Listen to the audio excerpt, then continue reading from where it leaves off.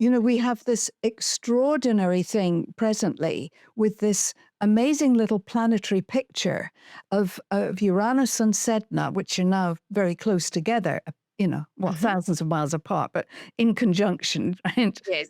From the perspective of Earth, which is where Yeah, astrology is done. Yes. yeah. So from Earth's perspective, and this is something else we can discuss, from Earth's perspective, you've got Uranus and Sedna together, Hmm. 120 degrees away, roughly speaking, from Pluto. And Right. between them, Saturn and Neptune together. Right. Yeah. Yes. So you can't possibly just talk about any one of those bits because it's the entire picture, right? You can't break them Yes. apart. You've got to look Yes. at this. So when one of the luminaries, or if you like, the eclipses that are coming up, when Hmm. they start to aspect that little triangle, which has been, it depends how much orb you want to allow, but I Uh-huh. would say that triangle firmed up, roughly speaking, around the solar eclipse in October of 2023. And it doesn't Interesting. come apart until the beginning of 2028. So it's a very long Mm. period, and that's the frame. Everything else is happening within that frame. So that period of time has to be considered very differently to earlier periods. So Yes. we're only at the beginning of this journey now. Hmm. This has just started. And you see, we are, everybody says we're talking about a new age. We really are. We have not lived with Sedna going through Gemini. We have not lived with a conjunction of Uranus and Sedna in Gemini, right? In a sense, we Hmm. don't really know what we're talking about. We'd have to go back a couple of civilizations.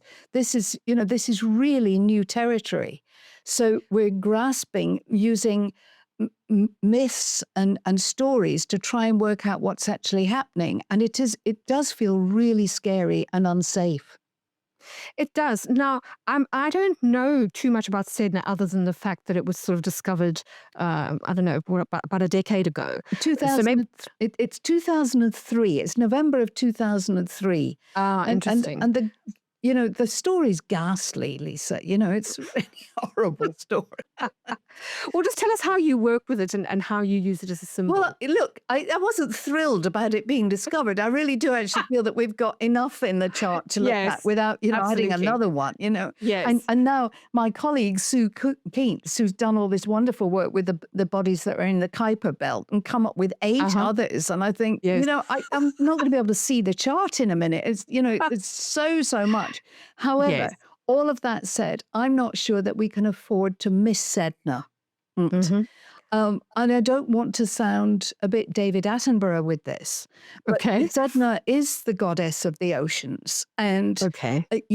since she went into Gemini, which was June of last year, I Right. think there's been a greater focus on the health and the wealth of the Hmm. oceans.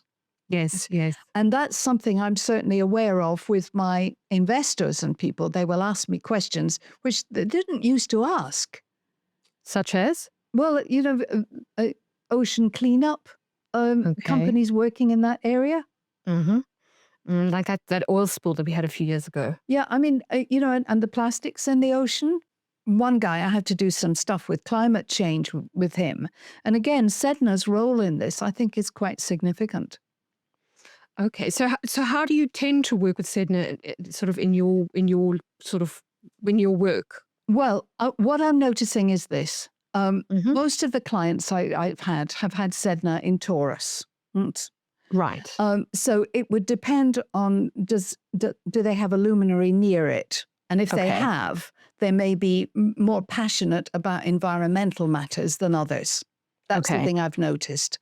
So our conversations, if we're talking about investment, will tend to go towards work in that area. Okay. What is your sort of overall feeling about how Sedna works, or what its qualities are in terms of action? Oh, isn't it hard, Lisa, when you suddenly want to find a few keywords for something? I absolutely think it's fertile because I Ah. think it gives birth to all sorts of things that nobody would possibly have expected. And that's actually part of the mythology as well. There's also seems to be something environmental about it, or at least that's just my experience, but I haven't done Hmm. hundreds of charts. But I think Yes. it is something to do with that. I think there's also sadness isn't quite the right word, and it's not, and grief isn't right either. But there's some sort of awareness that in order to move forward with something, we're going to have to give something up, and we don't really want to do that. Okay, but more, am I right in thinking that this would be expressed in a more feminine sense than, say, Pluto, which would be an abrupt sort of ending and there'd be no going back, burn the Yeah. bridge sort of Yes. thing? Yeah, actually, that's very good, Lisa, because yes, that's really good, Lisa, because there's a greater tenderness, I think, that, when a company, I did something recently, and Sedna was involved in this picture, and it was about letting people go from a job and they didn't really want to let those people go. Oh, yes. They really didn't. And it wasn't a question of AI is taking over this thing. It was simply, it was a restructuring where that bit of the company was not paying its way. It was it was a very difficult, it was a very, very difficult decision. So almost like say corporate social responsibility, or like a caring HR person, or that sort of much more maternal energy than Pluto. Yes, I think so. As you can probably hear, Lisa, I haven't refined my thoughts on all of this.